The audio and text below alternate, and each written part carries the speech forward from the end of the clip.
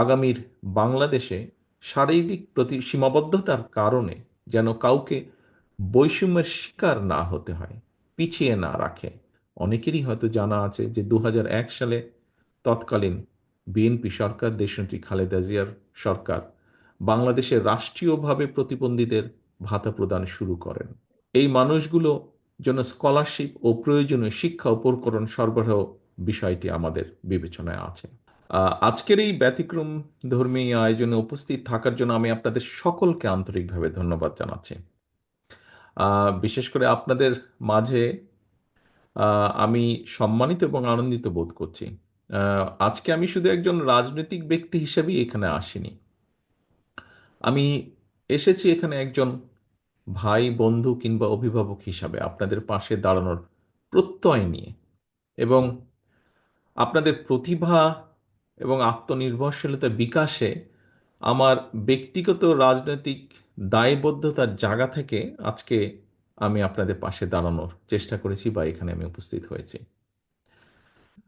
প্রিয় ভাই বোনেরা, আমি বিশ্বাস করি আহ, দুদিন আগে আমাদের দলের পক্ষ থেকে আপনাদের এখানে যারা আয়োজন করেছেন, তাদের সাথে যারা যোগাযোগ করছিলেন, কথা প্রসঙ্গে আমি তাদেরকে বলেছিলাম যে আমি দৃঢ়ভাবে বিশ্বাস করি যে আপনারা, প্রতিবন্ধী ভাই বোনেরা বা মানুষেরা, আপনারা আমাদের পরিবারের অংশ, সমাজের অংশ এবং দেশের অংশ। বাংলাদেশকে এগিয়ে নিয়ে যাওয়ার ক্ষেত্রে আমাদের সমাজ এবং অর্থনীতিকে সচল রাখার ক্ষেত্রে কিন্তু আপনাদের অসাধারণ ভূমিকা রয়েছে।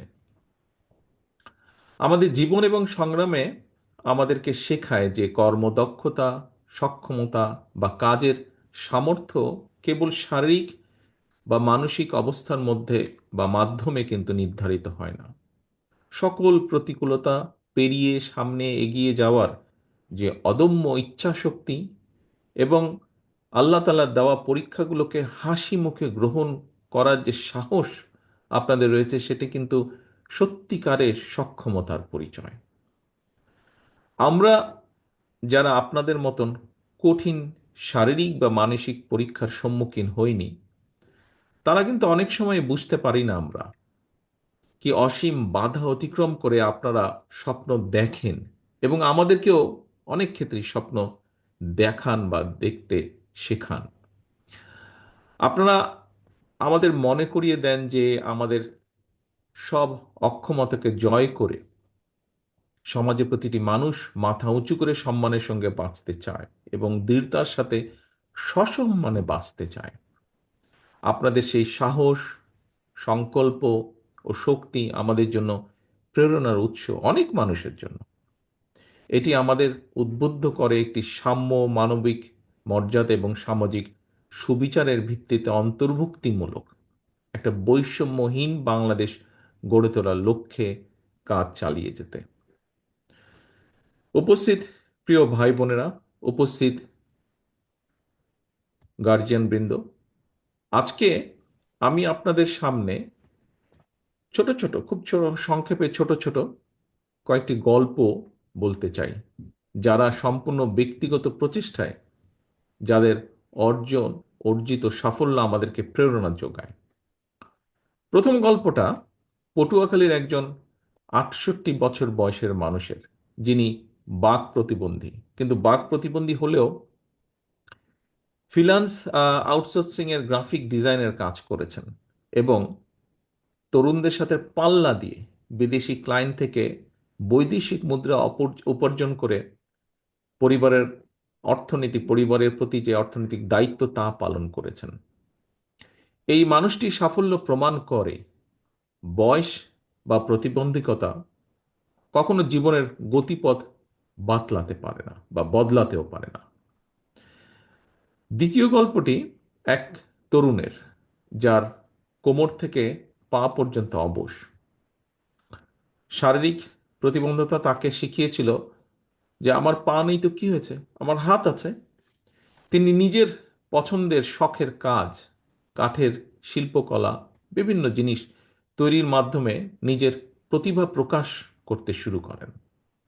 পা নেই তো কি হয়েছে, হাত আছে, এবং হাতের নিপুণ কাজে তিনি অসাধারণ কাঠের পণ্য তৈরি করেন, যা স্থানীয় বাজারে বিক্রি হয় এবং দেশ জুড়ে তার হাতের কাজের জুড়ি বিখ্যাত। প্রিয় ভাই বোনেরা, তৃতীয় গল্পটি মৌলভীবাজারের একজন দৃষ্টি প্রতিবন্ধী তরুণের, যিনি চা বাগানে এক শ্রমিকের সন্তান। চোখে আলো নেই, কিন্তু মনের আলোর শক্তিতে এসএসসি এবং এইচএসসি পরীক্ষায় জিপিএ 5 অর্জন করেছেন। তার এই যে সংগ্রামী মনোবল আমাদেরকে শিখিয়েছে ইচ্ছা শক্তি এবং মেধা কখনো শারীরিক সীমাবদ্ধতার কাছে হার মানে না। এরপরে চতুর্থ যে গল্পটি, এমন একজন মানুষের যার চলার শক্তি নেই, একমাত্র ডান হাতের বৃদ্ধা আঙ্গুলটি নাড়াতে পারেন। সেই আঙ্গুল দিয়ে তিনি কম্পিউটারের কাজ করেন। কুমিল্লার একটি ছোট্ট ঘরে বসে তিনি বেলজিয়ামের একটি প্রতিষ্ঠানের জন্য পণ্যের ক্যাটালগ ডিজাইন করেন। একক প্রচেষ্টায় মানুষটি নিশ্চিত করে চলেছেন অর্থনৈতিক মুক্তি এবং সামাজিক অগ্রযাত্রা।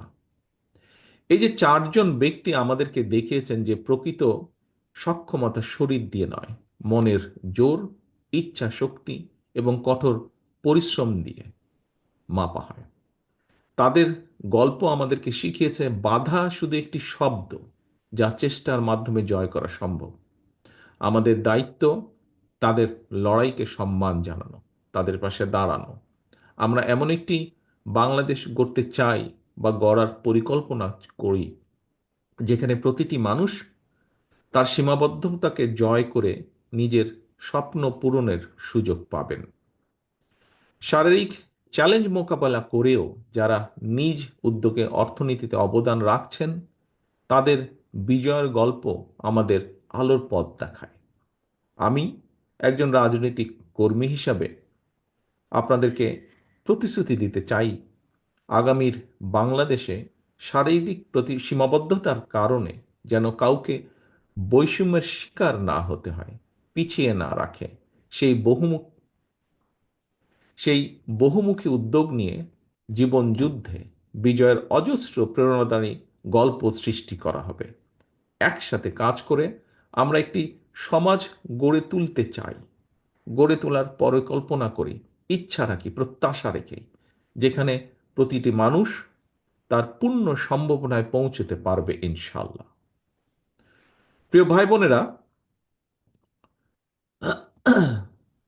গত 16 বছর ধরে আমরা এমন একটি বাংলাদেশে বসবাস করেছি যেখানে আমাদের প্রাপ্য নাগরিক অধিকার বা স্বাধীনতা একে একে কেড়ে নেওয়া হয়েছে। সমাজের প্রতিটি শ্রেণী ও পেশার মানুষ রাষ্ট্রীয় সহায়তা থেকে হয়েছেন বঞ্চিত, এবং আপনারাও তার ব্যতিক্রম নন। এর ফলে আপনাদের জীবনের মান উন্নয়ন প্রয়োজনীয় পদক্ষেপ গ্রহণ করা হয়নি, যা ব্যক্তিগতভাবে আমি অনুভব করি। আমি আপনাদের এতটুকু বলতে চাই, আমি এবং আমার দল, একটু আগে মহাসচিব সাহেব ওনার বক্তব্যে উল্লেখ করেছেন, বাংলাদেশ জাতীয়তাবাদী দল বিএনপি জনগণের সমর্থনে রাষ্ট্র পরিচালনার দায়িত্ব পেলে আমাদের সর্বোচ্চ চেষ্টা থাকবে, আমরা সবসময় আপনাদের পাশে থাকব। আমি বিশ্বাস করি আপনারা কেউ প্রতিবন্ধী নন, বরং আপনারা সকলে বিশেষভাবে সক্ষম নাগরিক। আপনাদের প্রত্যেকের রয়েছে অসীম সক্ষমতা। নির্বাচিত বিএনপি সরকার নিশ্চিত করার চেষ্টা করবে অবশ্যই দেশের অন্যান্য সকল নাগরিকের মতন আপনাদের নাগরিক অধিকার ও সুযোগ সুবিধা সঠিকভাবে এবং সমানভাবে পৌঁছে দেওয়ার। আপনাদের চিকিৎসা, শিক্ষার সুযোগ, চাকরির ক্ষেত্রে সমান সুযোগ এবং দেশের প্রতিটি স্থাপনা ও যাতায়াত ব্যবস্থাকে আপনাদের জন্য অ্যাক্সেসেবল করে গড়ে তোলার সর্বোচ্চ চেষ্টা আমাদের থাকবে। আজকে আপনাদের এখানে যারা বক্তব্য রেখেছেন, তার থেকে আমি উপলব্ধি করছি যে আমাদের হয়তো মনে হয় বাংলাদেশের আমাদের মানে আমার যেটা মনে হয়েছে আপনাদের যারা বক্তব্য রেখেছেন সকলের কথা থেকে, আমাদের এই মুহূর্তে বাংলাদেশে অনেক কিছুই এখনো আপনাদের জন্য ফেয়ার নয়। অনেক জায়গায় আপনাদের অ্যাক্সেস দেওয়া হয় না, প্রয়োজনীয় সুযোগ সুবিধা থেকে বঞ্চিত করা হচ্ছে, এবং হয়তো উপেক্ষিত হয় আপনারা অনেক ক্ষেত্রে। আপনাদের এই অনুভূতিগুলিকে আমি গভীর শ্রদ্ধা ভরে স্মরণ করছি, এবং এগুলো সমাধানে আমরা আমি আমরা আমাদের দলের থেকে অঙ্গীকারবদ্ধ।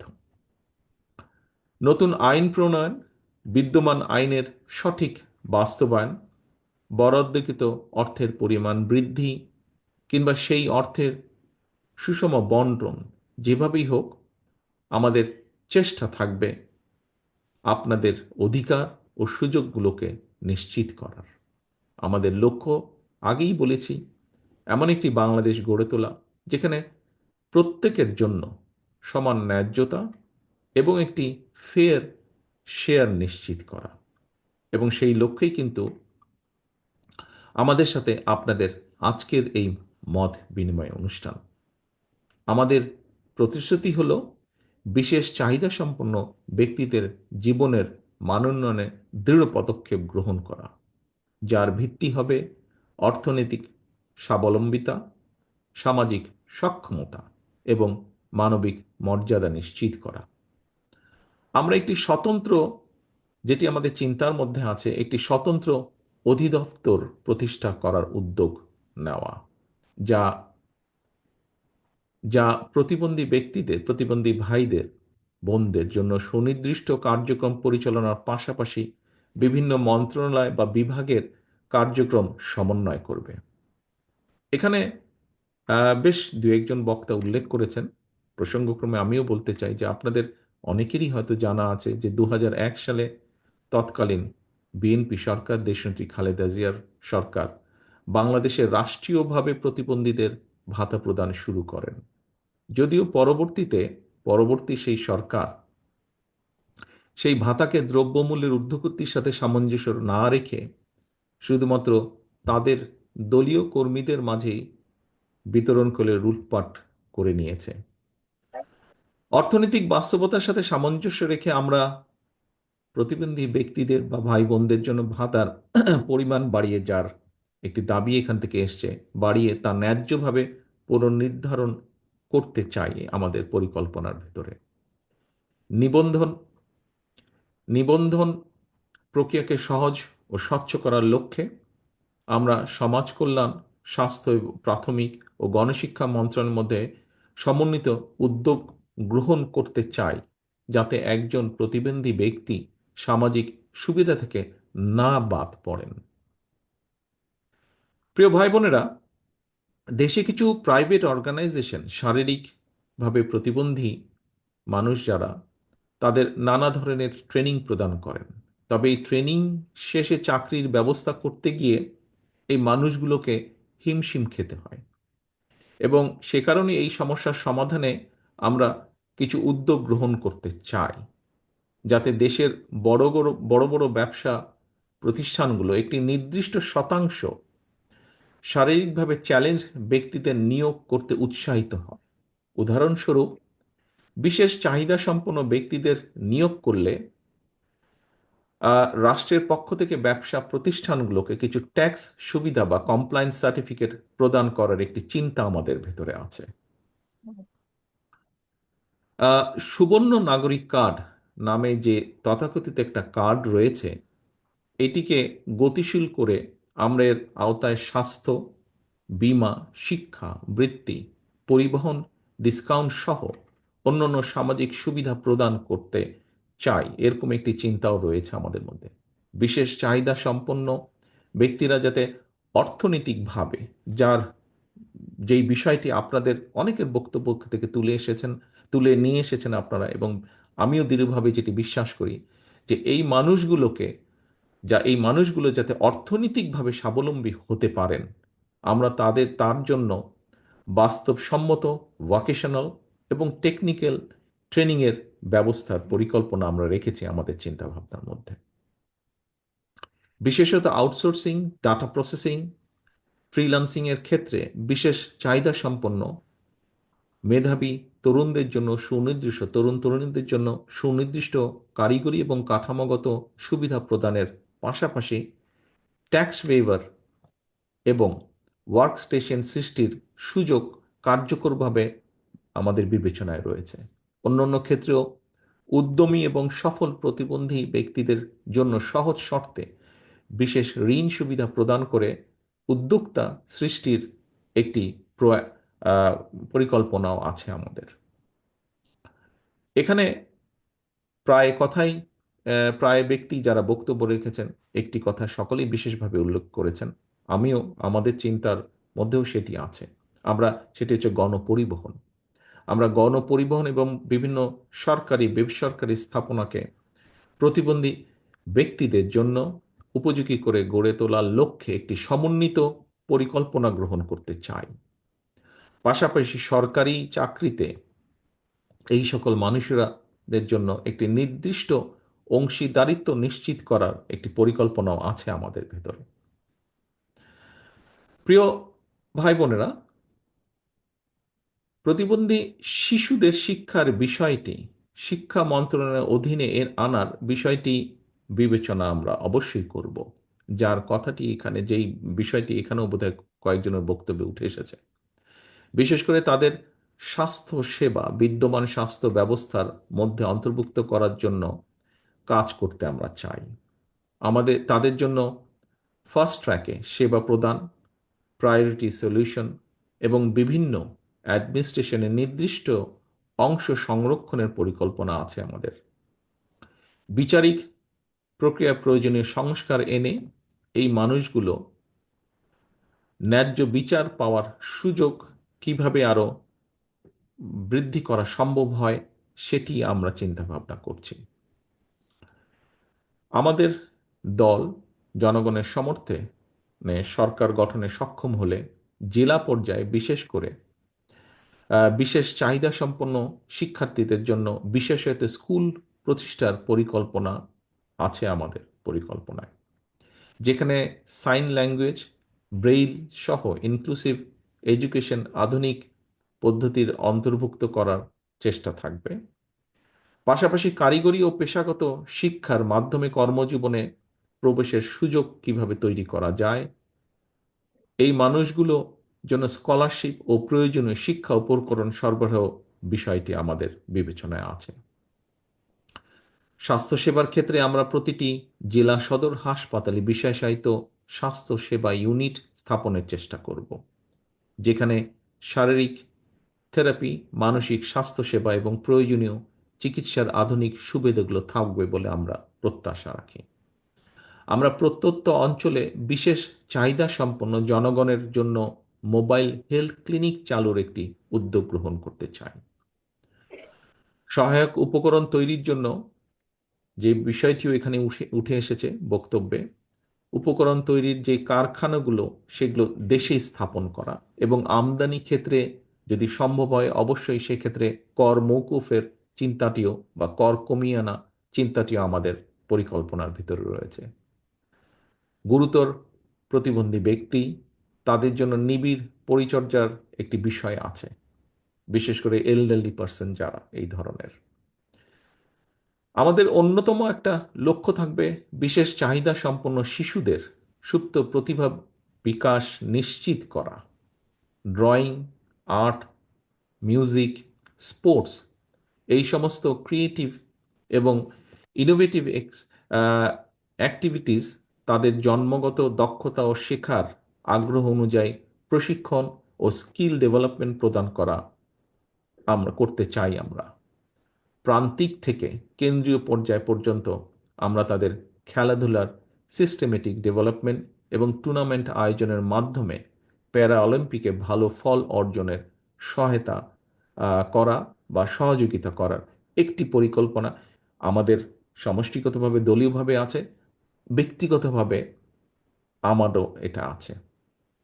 স্পোর্টস, ডিবেট, সায়েন্স ফেয়ার সহ বহুবিধ সহশিক্ষা কার্যক্রমে সরকারি পৃষ্ঠপোষকতার পাশাপাশি প্রাইভেট স্পন্সরশিপ কিভাবে তৈরি করা যায়, সুযোগ সৃষ্টি করা যায় সেটিও আমরা বিবেচনায় রেখেছি। প্রিয় সুধীবৃন্দ, আমরা বিশেষ চাহিদা সম্পন্ন ব্যক্তিদের জন্য একটি মর্যাদাপূর্ণ, সক্ষম এবং সমৃদ্ধ সমাজ গড়ে তুলতে চাই। আমি ও আমার দল বিএনপি উপলব্ধি করি আমরা আপনাদের সমস্যা ও কষ্টগুলো বাস্তব এবং গভীর। আপনাদের মনে রাখতে হবে, এই বাস্তবতায় আপনারা একা নন। আমরা সবসময় আপনাদের পাশে আছি, আপনাদের পাশে ছিলাম, ইনশাল্লাহ আপনাদের পাশে আমরা থাকব। কারণ আপনাদের প্রতিবন্ধকতা আমাদের সবার প্রতিবন্ধকতা। আমি ব্যক্তিগতভাবে বিশ্বাস করি, আমরা সকলে বিশ্বাস করি, আপনাদের পেছনে রেখে আমরা কখনো এগিয়ে যেতে পারবো না, আর এগোতেও আমরা চাই না। আমরা সবাই মিলে একসাথে যে গণতান্ত্রিক বাংলাদেশ গড়ে তুলব, সেটি হবে সবার জন্য ফেয়ার, সবার জন্য ইনক্লুসিভ, সবার জন্য বসবাসযোগ্য এবং সবার জন্য উপভোগ্য যেন হয়। আসুন আমরা সবাই মিলে একটি গণতান্ত্রিক বাংলাদেশ গড়ে তুলি, যার ভিত্তি হবে বৈষম্যহীন, অন্তর্ভুক্তিমূলক এবং উদারতান্ত্রিক সমাজ নির্মাণ। আপনাদের কল্যাণ এবং সাফল্য আমাদের অগ্রাধিকার। আল্লাহ হাফেজ। বাংলাদেশ জিন্দাবাদ।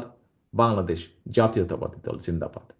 কারো কাছে স্বপ্ন পূরণ, কারো আনন্দের উপলক্ষ, আবার কারো জীবন পাল্টে দেওয়ার মুহূর্ত, কখনো জীবন বাঁচাতে সর্বোচ্চ গতিতে উড়ে চলা, কারো আবেগের শেষ মুহূর্ত, আপনজনের শেষ বিদায়ে সামিল হওয়া। এমন সব ইচ্ছে পূরণে সর্বনিম্ন ভাড়ায় দ্রুতগতির বাহন প্রবাসীর হেলিকপ্টার। আপনার প্রয়োজনে যোগাযোগ করুন আমাদের হটলাইনে।